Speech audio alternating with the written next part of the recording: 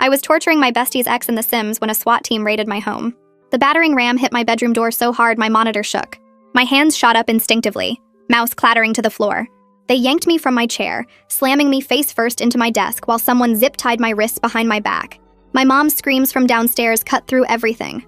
Dad's deeper voice trying to demand explanations. The lead detective looked at my parents being escorted in by 2 officers, both of them pale and shaking, then turned to me. Bastion Ding has been missing for 48 hours. Her voice was flat, professional. You're our prime suspect. My coochie almost dropped through the floor. I hadn't even known my bestie's ex was missing. The detective pulled out her phone, swiping to something that made my mom gasp when she saw it. We have your text messages. She turned the screen toward my parents. Your daughter has been planning this. I tried to speak, but my throat was sand. She started reading my texts out loud, each word hanging in the air like an accusation. Just trapped him in a room with no doors. Her voice was ice. Watching him pee himself and cry, laughing my butt off. Mom's hand went to her mouth. Dad's face drained of color. That's from The Sims. I finally managed to choke out, but the detective kept reading. Setting the kitchen on fire next.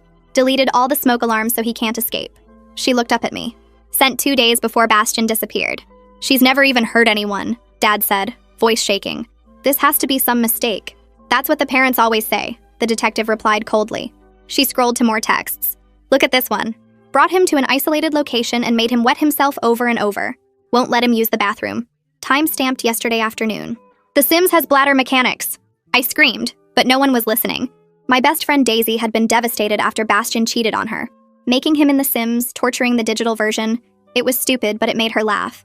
Except now those messages, stripped of any context, they sounded like the real thing. My friend loves watching him suffer. She emphasized each word like it was poison. Sent that yesterday. Right before. Already removed all the ladders from the pool. No way out this time. They were bagging my computer now, my phone, everything. Another officer was photographing my desk where I doodled death scenarios for the sim. Each one labeled Bastion dies with little hearts around it because Daisy thought it was hilarious. Mom was crying now, quiet tears sliding down her face. Dad kept looking at me like he was trying to figure out who I really was. What's The Sims? Mom asked through tears. Is it some kind of dark web thing? It's a life simulation game. I sobbed. Millions of people play it. The detective scrolled further. Your friend even asked you to stop. Daisy wrote, okay, this is getting creepy. Maybe we should stop. And you replied, no way, I'm just getting started. He deserves worse. She looked up at me. She begged you to let it go.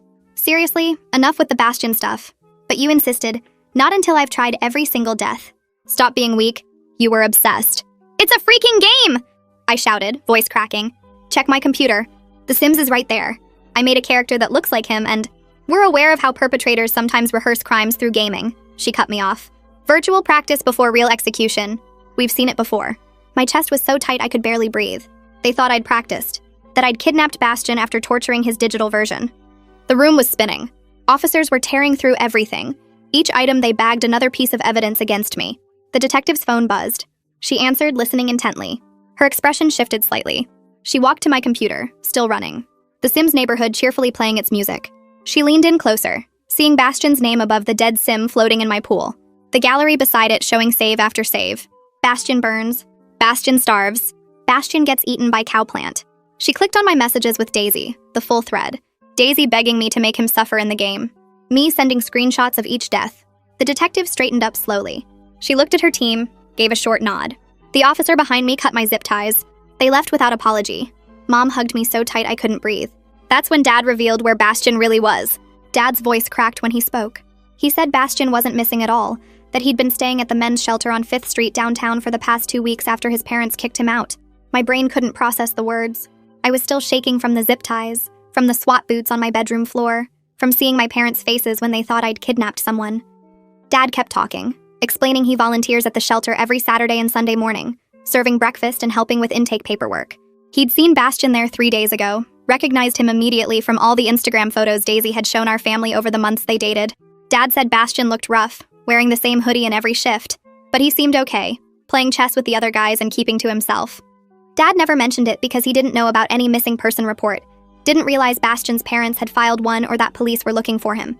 Mom's crying got louder, harder, and she turned on Dad with this look I'd never seen before. She asked how he could not mention seeing Daisy's ex-boyfriend at a homeless shelter, how that wasn't worth bringing up at dinner or in casual conversation. Dad's face went red and he stammered that he thought Bastion was just volunteering too, or maybe visiting someone, and it felt weird to gossip about some kid's personal business. Mom shouted that our daughter just got raided by SWAT because of information he had, that he could have prevented this whole nightmare with one sentence. The tension in our house shifted so fast it gave me whiplash. From terror about my arrest to confusion about the timing, to anger at Dad for not connecting the dots sooner. I grabbed my phone off the coffee table where the officers had left it after checking it. My hands shook so bad I could barely unlock the screen. I pulled up Daisy's contact and hit call, pressing the phone to my ear while Mom and Dad argued behind me. Daisy answered on the second ring asking if I was okay, if the police thing was real, because someone's cousin posted about SWAT trucks on our street. I cut her off and told her Bastion wasn't missing, that he was at a shelter downtown, that my dad had seen him there. Silence on the other end for like 10 seconds. Then Daisy said that was impossible, that Bastion's parents would never kick him out. They worship their golden boy. They think he's perfect. But I could hear doubt creeping into her voice, that little shake that meant she was questioning what she thought she knew. She asked why he'd be at a shelter, and I said I didn't know yet, but Dad saw him there 3 days ago, and he's been there at least 2 weeks.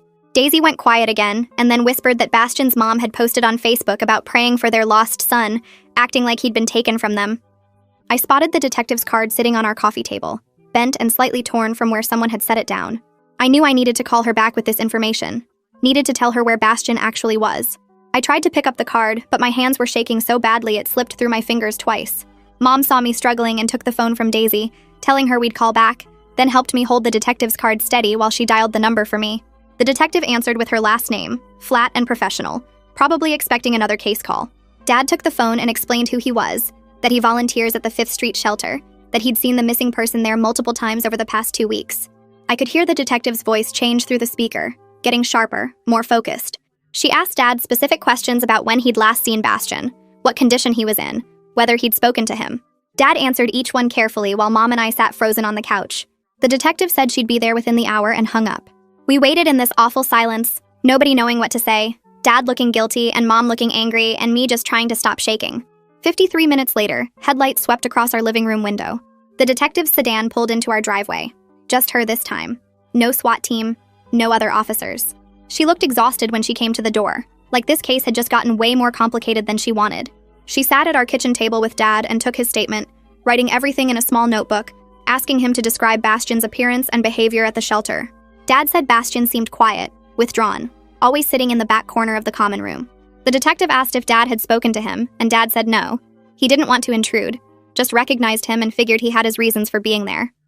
The detective closed her notebook and looked at all of us, then said we were coming with her to the shelter to locate Bastion and confirm his identity. We piled into her car, Mom in front, Dad and me in back, and she drove us through town toward 5th Street. The whole ride felt surreal after the morning's chaos, like we'd entered some alternate timeline where I was helping find someone instead of being accused of hurting them. The detective's radio crackled with other calls, but she ignored them, focused on the road. The shelter was a brick building that used to be a church, with high windows and a cross still visible above the door. We parked in the small lot, and the detective told us to wait in the lobby while she checked if Bastion was there. But Dad said he could show her where the common room was, and she agreed, so we all followed him through the double doors. The lobby smelled like industrial cleaner and coffee. Dad led us down a hallway to a large room with folding tables and mismatched chairs.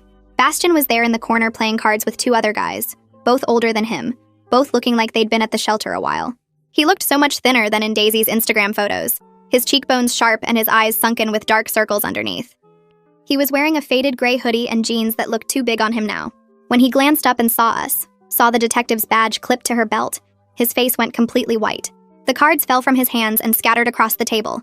The detective walked over and asked if he was Bastion Ding, and he nodded, not making eye contact with any of us. She asked him to come with her to a private room, and he stood up slowly, like his legs might not hold him. They disappeared into a small office off the common room, and the detective closed the door. Dad, Mom, and I stood in the hallway outside, not talking, just waiting. Through the door, I could hear Bastion crying, his voice breaking as he said he never meant for any of this to happen, that he just needed to disappear for a while, that he didn't know what else to do. The detective's voice was quieter, harder to make out, asking questions I couldn't hear. Then Bastion's voice got louder, and he was explaining that his parents found out he's gay 2 weeks ago, that they went through his phone and found messages with a guy from his English class. He said they screamed at him for hours, called him disgusting, told him he was going to hell. His dad gave him 30 minutes to pack whatever he could carry, and then drove him to this shelter and left him there. Bastion said he'd been too ashamed to tell anyone, couldn't face his friends or Daisy or anyone from his old life. He just grabbed his backpack with some clothes and his wallet and ended up here, ignoring all the calls and messages because he couldn't deal with explaining why his parents hated him now. His phone died after the first day, and he never bothered charging it because he didn't want to see his parents' hateful messages or have to lie to his friends about where he was. The detective's voice got quieter after that, and I couldn't make out her next questions. Bastion answered in broken sentences between sobs, his voice muffled through the door. We stood there for what felt like forever, my legs going numb from standing still so long. Mom kept shifting her weight from foot to foot, and Dad stared at the floor with his arms crossed. Finally, the door opened and the detective stepped out, her expression unreadable. She asked Bastion if he knew anyone by my name, and he shook his head, looking confused. She pulled out her phone and showed him screenshots of my texts to Daisy, the ones about trapping him and watching him suffer. His face scrunched up as he read them, and he looked up at her with total confusion in his eyes, asking why someone would write that about him. The detective explained about The Sims, and I watched his expression shift from confusion to something like disbelief. He said he'd never even played that game, didn't understand why anyone would make a character of him to torture. The detective thanked him for his time and told him he wasn't in any trouble, that this was just a big misunderstanding. We all walked back through the shelter lobby in silence and out to the parking lot where her car was parked. The sun was too bright after being inside, and I had to squint against it. The detective turned to my parents and said she was sorry for the distress this morning caused our family. Her voice was flat, professional, like she was reading from a script. She explained that the text messages looked extremely suspicious without context, and they had to investigate thoroughly when someone was reported missing. Dad asked if we were free to go, and she nodded, handing him a card with a case number on it. Mom didn't say anything, just grabbed my hand and squeezed it so hard my fingers went numb. We drove home in Dad's car, nobody talking, the radio off, just the sound of tires on pavement. When we pulled into our driveway, I could see the front door was still open from when the SWAT team burst through it hours ago. Inside, the house looked like a tornado hit it. Couch cushions thrown everywhere, kitchen drawers pulled out and dumped, family photos knocked off the walls. I walked upstairs to my room and pushed open what was left of my door. The battering ram had split the wood right down the middle, and it hung crooked on its hinges. My desk drawers were all pulled out, contents scattered across the floor. My closet door stood open with all my clothes yanked off hangers and piled on the ground. My bed was stripped, mattress pulled half off the frame, pillows sliced open with stuffing spilling out. They'd even gone through my trash, dumping it out and spreading garbage across my carpet. My computer was gone, obviously taken as evidence. My phone too. My gaming setup completely dismantled. I sat down on the floor in the middle of the mess and just stared at the wall where my monitor used to be. This was my space, my private room, and strangers had torn through every inch of it looking for evidence that I'd hurt someone. I started picking up clothes mechanically, refolding them even though my hands were shaking. Mom appeared in the doorway and said to leave it, that we'd clean tomorrow, but I couldn't stop. I needed to put something back together. I was still folding when I heard a car pull up outside and then frantic knocking on our front door. Mom went downstairs and I heard Daisy's voice, high and panicked, asking if I was okay. Her footsteps pounded up the stairs and then she was in my doorway. Mascara streaked down her face, eyes red and swollen. She rushed over and hugged me so tight I could barely breathe, saying she was sorry over and over. She said she saw the SWAT team at my house this morning from down the street, that she tried to call but my phone went straight to voicemail, that she's been freaking out all day.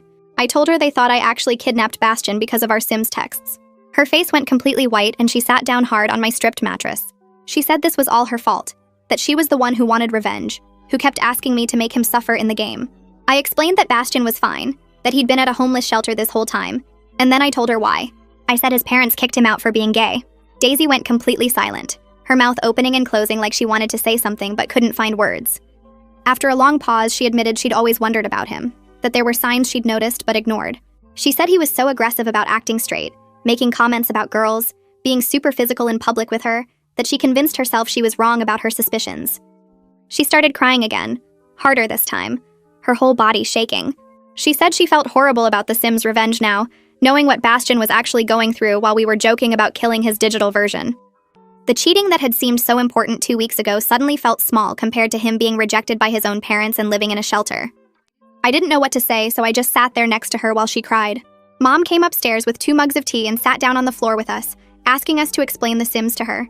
Daisy and I tried to describe how it's just a life simulation game, how millions of people play it, how making characters suffer in funny ways is just dark humor that helps you cope with real feelings. But hearing ourselves explain it out loud made it sound weak and stupid. Mom asked why we thought torturing a fake person was funny, and neither of us had a good answer. She wasn't mad, just trying to understand, but that somehow made it worse. We sat there drinking tea and trying to explain gaming culture to my mom until the sun started going down outside my broken window. Daisy left around 8 and I tried to go to bed even though my room was still a disaster. I lay there in the dark with my eyes closed, But every time I started to drift off, I saw the SWAT team bursting through my door again. The sound of the battering ram hitting wood, my face being slammed into my desk, the zip ties cutting into my wrists. My chest got tight and my breathing went fast and shallow. I gave up trying to sleep around midnight and ended up sitting in my closet with the light on, knees pulled up to my chest, just trying to breathe normally. I stayed there until the sun came up and light started filtering through my broken door. I had to go to campus for my morning class even though I felt like I hadn't slept at all. The moment I walked across the quad, I could feel people staring. Groups of students would go quiet when I passed, then start whispering as soon as I was a few feet away. In the student center, someone pointed their phone at me and I realized they were filming. My stomach dropped when I checked social media on a library computer and saw the video. Someone across the street from my house had recorded the whole SWAT raid from their window. The battering ram, the officers dragging me out in zip ties, my mom screaming. It had been posted 6 hours ago and already had thousands of views. The comments were full of people speculating about what I did, calling me a psycho, saying I looked guilty, making jokes about my pajamas. Someone had screenshotted my social media profiles and posted them with the video. My face was everywhere, attached to a crime I didn't commit, and there was nothing I could do to stop it from spreading. My email dinged with a message from my academic advisor, Maya, asking me to come to her office as soon as possible. I grabbed my backpack and walked across campus with my hood up, trying to make myself invisible. Every person I passed felt like they were staring at me even when they probably weren't. Maya's office was in the administrative building on the 3rd floor. I knocked on her door and she opened it immediately, her face soft with concern. She gestured to the chair across from her desk and closed the door behind me. Maya pulled up the video on her computer and I had to look away because seeing myself dragged out in zip ties made my chest tight all over again. She asked if I was okay and whether I needed to take time off from the school to deal with everything. I shook my head because missing classes would just make everything worse and I'd fall behind. Maya listened while I explained the whole thing, talking too fast, my words tripping over each other. I told her about The Sims and how it's just a game where you make little people and control their lives. I explained about Daisy's breakup and how we were just joking around making Bastion's character suffer in stupid ways. I showed her screenshots on my phone of what The Sims actually looks like, the cartoony graphics and the silly deaths. Maya nodded and said she believed me, but her expression stayed serious. She warned me that facts don't matter to most people once they've decided someone is guilty of something. She said I should prepare for ongoing problems on campus because the court of public opinion doesn't care about evidence or truth. The way she said it made my stomach hurt because I knew she was right. My afternoon class was Introduction to Psychology, and I almost skipped it, but I couldn't afford to miss any more school. I sat in the back row like always and pulled out my notebook. 2 girls in front of me were whispering and I heard my name. One of them said I was definitely a psycho who got away with something. The other one said the police wouldn't have raided someone's house for no reason. I stared at my blank notebook page and tried to pretend I couldn't hear them. The professor started talking about cognitive dissonance, but I couldn't focus on anything he was saying. The girls kept whispering and glancing back at me. Finally, the professor stopped mid-sentence and asked if everything was okay. The whole class turned to look at where he was staring, right at me and the 2 whispering girls. One of them went red and shook her head. The professor said we should all focus on the lecture and respect our classmates. It just made everything 10 times worse because now everyone definitely knew something was going on with me. I wanted to sink through the floor. My phone buzzed in my pocket during class. Then it buzzed again. And again. I pulled it out under my desk and saw texts from Daisy coming in rapid fire. She was typing in all caps about how Bastion's parents were telling everyone the whole thing was a misunderstanding. They were claiming they never kicked him out at all. They said Bastion was mentally unstable and ran away on his own and they'd been worried sick about him. Daisy sent a screenshot of a Facebook post from Bastion's mom talking about her poor, troubled son. Daisy was furious at them for lying when everyone knew the truth about what they did. She said they were trying to save face and make themselves look like victims. I typed back that parents like that always rewrite history to make themselves look better. My phone kept buzzing with more messages from Daisy, each one angrier than the last. After class, I walked out into the hallway and someone called my name. I turned around and saw Gray from campus security walking toward me. He was older, maybe in his 40s, with gray hair and a kind face. Gray said he'd heard about what happened to me and wanted to make sure I felt safe on campus. He asked if anyone had bothered me or made me feel threatened. I told him about the whispers and the video, but said no one had actually done anything. Gray gave me his card and said to call him immediately if anyone gave me trouble. He meant well, but having campus security personally checking on me just made me feel more exposed. Everyone walking past us in the hallway was staring. I thanked him and shoved his card in my pocket and walked away as fast as I could without running. My phone would not stop buzzing. Every few seconds, another notification. I pulled it out and saw messages from people I barely knew. Some were supportive, saying they believed me and knew it was all a misunderstanding. But most were asking invasive questions about the arrest. People wanted to know what it felt like to be zip-tied. They asked if I really made the Sims character of Bastion or if that was made up. Someone asked if I'd ever actually hurt anyone in real life. Another person wanted to know if I had a lawyer. The questions kept coming and coming, and I couldn't keep up with responding. Finally, I just turned my phone completely off and shoved it to the bottom of my backpack. The silence was immediate, and it felt like I could breathe again. That evening, Dad said we needed to go get my computer and phone back from evidence. We drove to the police station in silence. Dad kept his hands tight on the steering wheel and didn't try to make conversation. At the station, we had to wait at a desk while someone processed the return. The detective who handled it was different from the lead detective who'd been at my house. This one was younger, with blonde hair pulled back tight. She looked at me with obvious disgust while she checked my ID and had me sign forms. She made comments under her breath about how lucky I was. The way she slid my computer and phone across the counter felt aggressive, like she was mad they had to give my stuff back. Dad thanked her and she didn't respond. We carried everything out to the car and I held the evidence bags in my lap on the drive home. I set up my computer in my room that still had a broken door from the battering ram. When I booted it up, the Sims loaded automatically because it had been running when they took it. My neighborhood was still open. Bastion's character was still floating face down in the pool where I'd removed the ladder. The cheerful Sims music played like nothing was wrong. I stared at the dead Sim for a long time. My stomach felt sick looking at it now after everything that happened. I opened the menu and found the option to delete the entire save file. The game asked if I was sure because this action couldn't be undone. I clicked yes and watched all those hours of gameplay disappear. Every death scenario, every torture chamber, every screenshot I'd sent to Daisy. All of it gone in 2 seconds. My phone rang and Daisy's name showed up on the screen. I answered and she started talking immediately without saying hello. She told me Bastion had reached out to her wanting to apologize for cheating. He wanted to explain what he was going through and why he did what he did. Daisy's voice sounded confused and hurt at the same time. She said she didn't know if she wanted to talk to him or not. Part of her wanted answers, but part of her was still so angry about everything. She asked me what I thought she should do. I told Daisy she should probably hear him out because he was clearly dealing with serious stuff. Getting kicked out by your parents for being gay was huge and traumatic.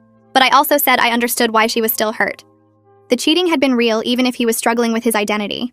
Daisy was quiet for a minute, then said she felt manipulated by their whole relationship now. She said it felt like he'd been performing being straight with her, and she was just a prop in his closet. I didn't know what to say to that because she wasn't wrong. Bastion had used her even if he hadn't meant to hurt her. We stayed on the phone for a while longer just talking about how complicated everything was. Nothing felt simple anymore. 2 days after hanging up with Daisy, Mom knocked on my door around breakfast time. She sat on my bed and asked if I'd thought about seeing someone to talk about everything. I said I was fine and didn't need a therapist. She looked at me with this sad expression and pointed out that I'd woken up screaming 3 times that week. The nightmares were getting worse, not better, and she was worried about me. I turned away from her and stared at my computer screen. She kept talking about how normal it was to need help after trauma. I finally agreed just to get her to stop hovering. She made an appointment for Thursday afternoon with someone named Dr. Locke, who specialized in trauma. The therapy office was in a boring medical building near campus. I sat in the waiting room filling out forms about my mental health history. When Dr. Locke called my name, I followed her into a small room with 2 chairs and a box of tissues on the side table. She asked me to describe what brought me in today. I started explaining about the Sims and the misunderstanding, and suddenly I was crying so hard I couldn't breathe. The words came pouring out about the battering ram and the zip ties and my mom screaming downstairs. Dr. Locke handed me tissues and let me cry for what felt like forever. When I finally stopped, she explained I was showing clear signs of acute stress disorder. She said my sense of safety had been violated in my own home and my brain was trying to process that trauma. The nightmares and panic were my body's way of trying to make sense of something that felt senseless. I checked my phone after the session and saw that Bastion's roommate had posted something that was blowing up online. Colt Macias wrote this long statement about how Bastion had been struggling with his sexuality for years. He explained that Bastion's parents were super religious and had kicked him out when they found gay dating apps on his phone. The post had thousands of comments already. Some people were being supportive and saying how brave Bastion was. Others were angry that he'd caused so much drama instead of just coming out sooner. Someone commented that his closet issues didn't excuse making everyone think he'd been kidnapped. Another person said his parents were monsters and deserved to be exposed publicly. The next morning, I got called to the dean's office during my biology lecture. My professor handed me a note and everyone stared as I packed up my stuff. The dean's secretary walked me straight into his office where he was sitting behind a huge wooden desk. He pulled out a folder and explained that several students had filed formal complaints about feeling unsafe around me. He showed me the police report that cleared me of any wrongdoing. Then he said that perception mattered as much as facts on a college campus. He asked me to keep a low profile for the rest of the semester. I nodded and left his office feeling sick to my stomach. Keeping a low profile turned out to be impossible when people recognized me from the viral video someone had posted. I walked out to the parking lot after my afternoon class and found my car covered in spray paint. The word psycho was written across the driver's side door in bright red letters. Campus security came to take photos and file a report. The officer told me they'd review camera footage, but the lot had blind spots. I sat in my car staring at the paint and trying not to cry. Security said I could file for reimbursement through the university, but it would take weeks to process. My phone buzzed with a text from Daisy while I was still sitting in the parking lot. She said she'd met Bastion at a coffee shop downtown that morning. He'd apologized for everything and tried to explain why he cheated on her. She wrote that he'd been trying to prove to himself he was straight by dating her.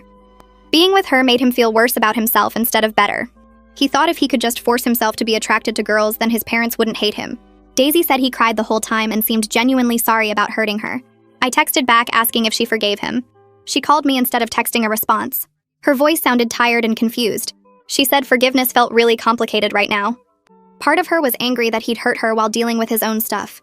She felt like she'd been a prop in his closet instead of a real girlfriend. But another part of her felt bad for being connected to his suffering. She said she understood why he did it, but understanding didn't make the pain go away. I told her she didn't have to decide anything right now. She could take time to figure out how she felt without pressure. That evening, I heard my parents arguing in the kitchen. I stood at the top of the stairs listening to them go back and forth. Dad kept saying he felt terrible about not mentioning he'd seen Bastion at the shelter sooner. Mom's voice was sharp when she replied that it wasn't his fault. But her tone suggested she was still processing her own anger about the timing. Dad said if he'd just thought to mention it casually, then none of this would have happened. Mom told him to stop torturing himself over something he couldn't change. Their voices got louder, and I went back to my room and shut the door. The next week, my parents met with a lawyer to discuss taking legal action against the police department. They came home looking defeated and sat me down in the living room. The lawyer had explained that the text messages gave police probable cause to investigate. Even though the raid was traumatic and ultimately wrong, they'd followed proper procedure based on the evidence they had. The lawyer said we could try to sue, but it would be expensive and we'd probably lose. Dad asked about the emotional damage and the broken door. The lawyer said that wasn't enough for a civil rights violation case. Mom cried quietly while Dad held her hand. 3 weeks after the raid, I was walking down the hallway in my dorm when someone slammed a door. The sound hit me like a physical force and suddenly I couldn't breathe. My vision went dark around the edges and my legs gave out. I slid down the wall and sat on the floor with my head between my knees. My heart was pounding, so hard I thought it might explode. Sweat dripped down my back and my hands shook uncontrollably. Someone asked if I was okay, but their voice sounded like it was coming from underwater. I sat there for over an hour waiting for my body to calm down. When I could finally stand up, my legs felt like jelly and I had to hold onto the wall to make it back to my room. Maya started showing up outside my classes every few days. She'd walk with me across campus asking how I was doing and if I'd eaten lunch yet. The third time she caught me, I could tell she was building up to something. She mentioned a support group for students dealing with trauma that met Tuesday nights in the counseling center. I told her I was fine and didn't need to sit in a circle talking about my feelings with strangers. She said to think about it and handed me a flyer anyway. I shoved it in my backpack and forgot about it on purpose. The idea of being the girl who got arrested in a support group made my skin crawl. I didn't want people knowing my story or looking at me with pity. Maya kept checking in, though. She'd text me random supportive messages and leave notes in my campus mailbox. It was nice, but also kind of annoying because it reminded me I was someone who needed checking on. That Friday morning, I was scrolling through my phone in the dining hall when Bastion's post appeared. The statement was long and detailed. He wrote about his parents finding messages on his phone and kicking him out the same night. He described staying at the shelter and ignoring everyone because he was ashamed. He apologized to Daisy for using her to hide his sexuality. He apologized to me for the chaos his disappearance caused and explained that he had no idea police would connect his missing person report to someone's video game texts.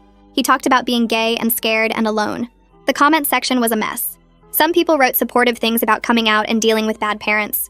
Others said he was selfish for disappearing without telling anyone. A bunch of people argued about whether he owed Daisy an apology or if his situation excused the cheating. Someone wrote that at least now I looked less crazy. Another person said the whole thing was still weird regardless of the circumstances. My phone buzzed with notifications as people started tagging me in posts. Some users were defending me and explaining the Sims context to people who still thought I was creepy. They posted screenshots showing how the game actually worked and why the texts made sense. But plenty of others were still calling me weird for making a character just to torture it. One comment said that even if it was just a game, spending hours planning virtual deaths of a real person showed something was wrong with me. Another said the hearts around my doodles proved I enjoyed it too much. I closed the app and shoved my phone in my pocket.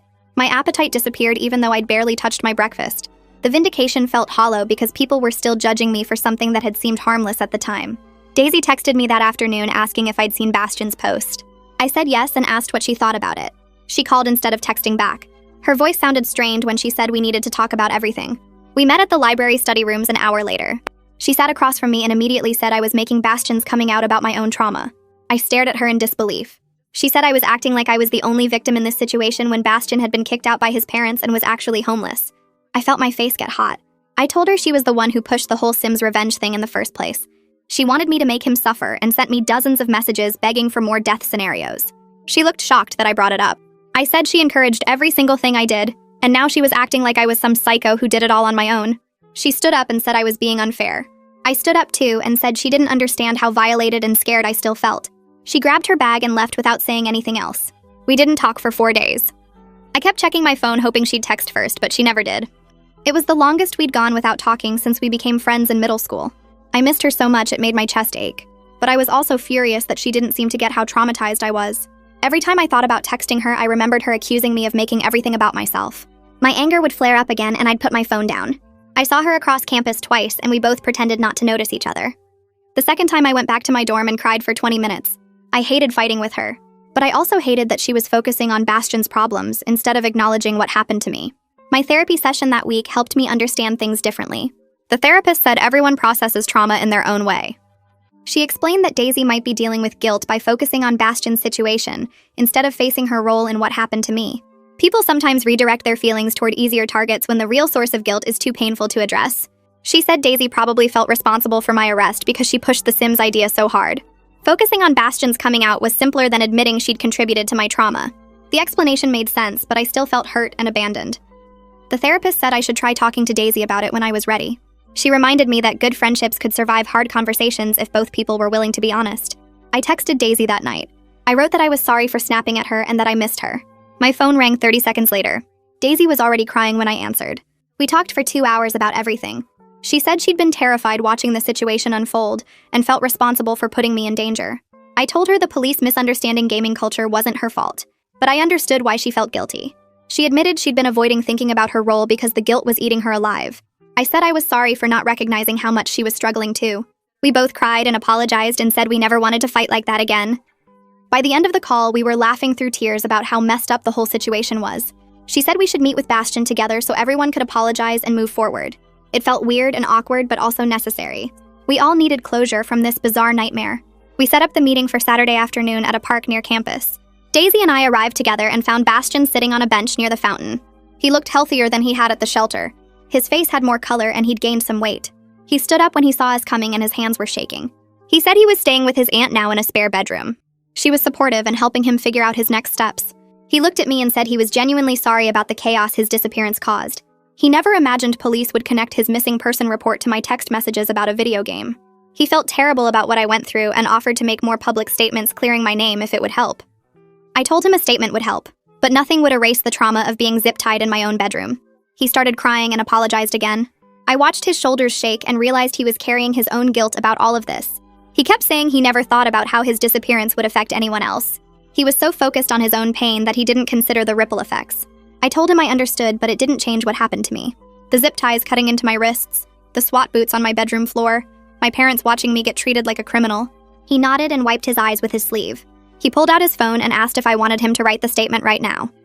I said yes, but to take his time and make sure it explained everything clearly. He typed for a few minutes while I sat there picking at the peeling paint on the bench. Daisy moved closer to him and read over his shoulder, suggesting changes to make certain parts clearer. They worked on it together for maybe 20 minutes. When they finished, Bastion showed me the draft. It explained the Sims in detail, included screenshots of the game, described his situation with his parents, and made it crystal clear that I had nothing to do with his disappearance. He apologized for the misunderstanding and took full responsibility for not telling anyone where he was going. I told him it looked good, and he should post it. Daisy touched his arm and asked if they could talk privately for a minute. I moved to a different bench about 30 feet away, close enough to see them but too far to hear anything. They sat facing each other on the bench. Bastion was doing most of the talking at first, his hands moving while he explained something. Daisy listened with her arms crossed, then uncrossed them. She started talking and I could see her getting emotional, wiping her eyes a few times. Bastion reached out and she let him take her hand. They talked for maybe 15 minutes. At the end, she hugged him tight and held on for a long time. When they pulled apart, her face looked different, lighter somehow, like she'd been carrying something heavy and finally put it down. They walked back over to me together and Bastion said he was going to post the statement now. He hit share and we all watched his phone as the post went live on his social media accounts. The response started immediately. Within 5 minutes, his post had dozens of comments and shares. Some people apologized to me directly in the comments, tagging my account and saying they were sorry for jumping to conclusions. Others deleted their previous posts calling me crazy or dangerous, but plenty of people doubled down. They said the whole thing was still weird, that making a Sims character to torture was creepy regardless of the context. Someone commented that I probably helped Bastion fake his disappearance to cover up what I did. Another person said the statement proved nothing, that we were all just trying to control the narrative. I stopped reading after a few minutes because my hands were shaking. Daisy took my phone and turned off notifications. She said I needed to stop checking social media for a while and just focus on healing. Bastion apologized again for not being able to control what people thought. I told him it wasn't his fault that some people were determined to believe the worst. We said goodbye at the park, and I went home feeling exhausted. Mom was in the kitchen making dinner when I got there. She asked how the meeting went, and I told her it was good, but also really hard. She hugged me and said she was proud of me for facing it. Then she mentioned that she and Dad had scheduled their first therapy appointment together for next week. I asked why they needed therapy, and she said the raid traumatized them too. Dad's guilt about not mentioning seeing Bastion sooner had been eating at him for weeks. He kept saying he could have prevented everything if he'd just thought to bring it up. Mom admitted she was having nightmares about the SWAT team breaking down our door. She'd wake up in the middle of the night hearing the battering ram in her head. I felt terrible that I hadn't even thought about how all of this affected them. I'd been so focused on my own trauma that I didn't consider they were suffering too. Gray from campus security called me 2 days later. He said they'd reviewed footage from the parking lot cameras and found the person who spray painted my car. It was a junior named Trevor who lived in the dorm next to mine. Campus security had disciplined him, and the university was requiring him to pay for the damage. Gray said Trevor claimed he was just trying to warn other students about me, that he thought he was doing the right thing. I asked if Trevor got expelled, and Gray said no, just probation and mandatory community service. It felt like a small victory, but also frustrating that he got away with basically just a slap on the wrist. I thanked Gray for following up and told him I appreciated the security office taking it seriously. The next day, Maya called me into her office. She said she wanted to help me file a formal complaint about the students who made me feel unsafe on campus without any evidence. We spent an hour writing up everything that happened after the video went viral. The whispers in class, people avoiding me in the dining hall, the spray paint, the anonymous messages I'd received. Maya submitted the complaint to the dean's office with a request that the university address the situation campus-wide. 3 days later, the dean sent an email to all students about due process and not jumping to conclusions. It talked about how social media can spread misinformation and reminded everyone that accusations aren't the same as guilt. The email didn't mention me by name, but everyone knew what it was about. Some students rolled their eyes at the email, calling it performative. But a few people reached out to apologize for how they'd treated me. It wasn't much, but it felt like something. Maya had been recommending a trauma support group for weeks, and I finally agreed to try it. The group met Thursday evenings in a building off campus. When I walked in for the first time, there were about 8 people sitting in a circle. The counselor running the group introduced me and asked if I wanted to share why I was there. I gave a brief version of what happened, and everyone nodded like they understood. Over the next few weeks, I heard their stories. A guy whose apartment had been broken into while he slept. A girl who'd been in a car accident. Someone else who'd witnessed violence. Hearing other people talk about their trauma made me feel less alone. I realized I wasn't the only one who jumped at loud noises or had trouble sleeping. When I shared my experience, people actually listened and didn't judge me. They understood that trauma doesn't make sense to people who haven't experienced it. The group helped me process the fear and anger I'd been carrying around. I started sleeping better and having fewer panic attacks. Daisy and I were texting more regularly again, but it felt different now. We were more careful with each other, more honest about our feelings. She'd text to check how I was doing and actually wait for a real answer instead of just accepting a quick response. I did the same for her. We talked about what happened with Bastion and how we both felt guilty in different ways. She admitted she'd been using humor to avoid dealing with her pain after the breakup. I said I'd gone along with it because I wanted to help her feel better, but we both should have found healthier ways to cope. We set some new boundaries about not encouraging each other's worst impulses. If one of us was spiraling, the other would say something instead of just going along with it. We were rebuilding our friendship on a foundation of actual communication, instead of just shared jokes and avoiding serious emotions. It felt more real this way, more solid, like we were finally being honest about who we were instead of just performing friendship. 4 months passed, and I woke up one Tuesday morning without that instant panic in my chest. I'd slept through the whole night for the first time since the raid. No nightmares about zip ties or SWAT boots crashing through my door. My therapist smiled when I told her during our session that afternoon. She said I'd made real progress in dealing with the trauma, though she warned me I'd probably always jump at certain sounds or feel nervous around police. I could live with that. The important thing was, I could finally sleep again without seeing officers tearing through my room every time I closed my eyes. Bastion texted me and Daisy in a group chat a week later with good news. He'd been accepted into some support program for LGBTQ youth who were dealing with housing problems. The program would help him find stable housing and connect him with resources while he figured out his next steps. He sent updates every few weeks about job interviews or therapy sessions or small victories like finding an apartment he could actually afford. Daisy and I both appreciated knowing he was doing better, that something good came out of all the chaos.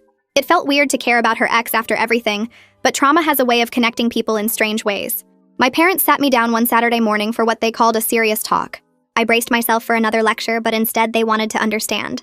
Mom had watched YouTube videos about The Sims, and Dad had read articles about gaming culture and dark humor among younger people. They admitted the text had looked scary without knowing what The Sims actually was, that they could see now why I thought the jokes were harmless.